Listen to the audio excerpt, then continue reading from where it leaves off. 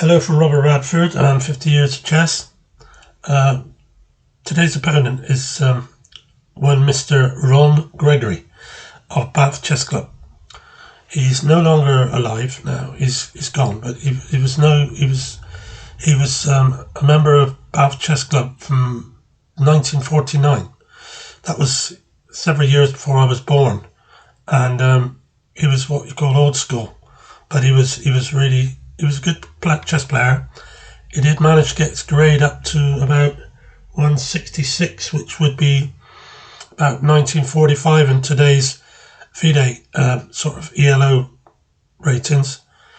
And when I played him in 2007, he was about 127, so he was on his way up at that time towards that 166. And he always got a good game against Ron. He never played poorly. He always was consistent as a player. He won as many as he lost most seasons, if not more. And he was always very gracious in defeat, and he was never boastful in victory either. I can only say good things about him. He was a good man, and I'm glad to have met him and played chess with him. So here's the game. Ron was white, and I was black in this game, and Ron opened with e4. And I played c6, which is Caro-Kann opening, and Ron played d4, e5, no, d5, and then knight c3. That's it. Pawn takes pawn, knight takes, bishop f5, knight g3, and bishop back to g6. Knight f3, h6, but Ron has not played the normal line, which is bishop d3. He's gone bishop to c4. e6, castle, bishop d6. Rook e1, knight f6, bishop e3, knight d7. So at the moment we're evens on Stockfish, and Ron has got some pieces out generally, and he's about to connect his rooks once he moves his queen up, as he did, and I played queen c7 likewise so as to connect my rooks and castle. He's played rook c1, that's to protect the pawn in case he moves the queen away. Now I've gone knight into, knight into g4. I'm considering taking that bishop off of Ron on e3. And he's brought the other bishop back to offer a queen swap, bishop swap, sorry. So I'm not going to let him take bishop. That would really mess my pawns up. So yeah, I exchanged the bishops. He took the queen, and then I took the bishop. But then he made a mistake here. I didn't know why he did it, but he played f takes e with the pawn. That is allowing me to play bishop takes knight, pawn takes, then queen takes pawn. So I now pawn up. That needn't have happened if he'd have just took rook takes or queen takes even on e3, but it is what it is.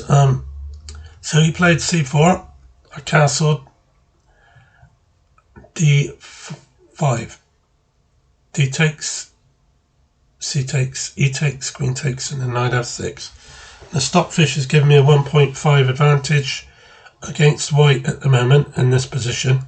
It's not enough to say the game's won, but it is a definite advantage.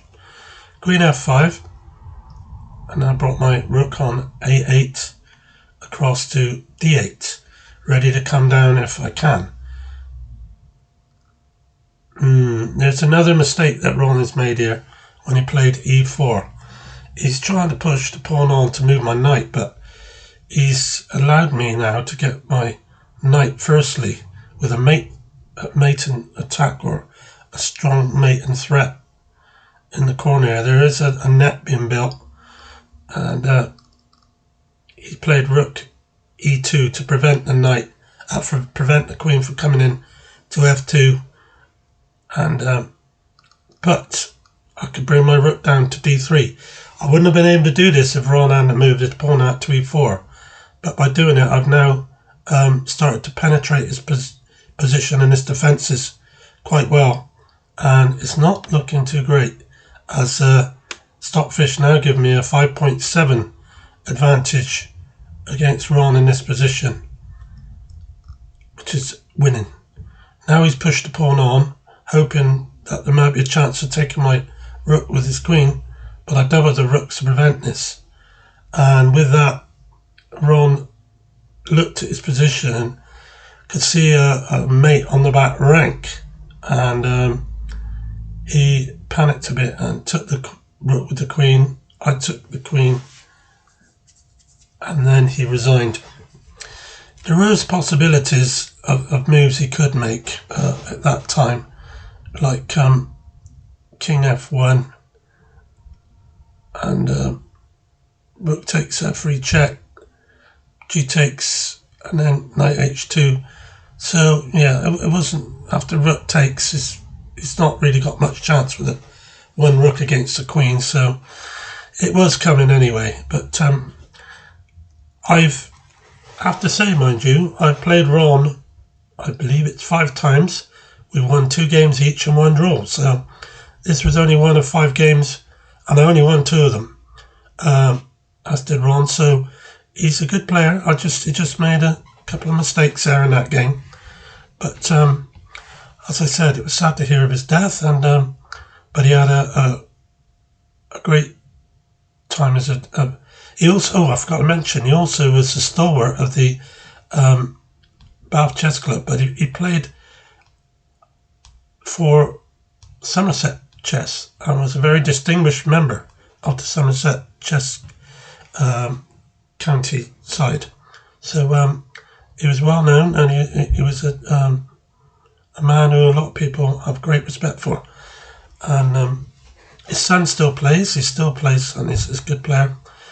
He's been a very good player, Andrew, and I played him lots of times as well. And but yeah, that was wrong. And so I'm going to say thank you for watching this one, and I hope you took something from it. And remember, these old boys, they don't stay forever, but they got something to share, like I have with you. So thanks, and I'll speak to you again soon.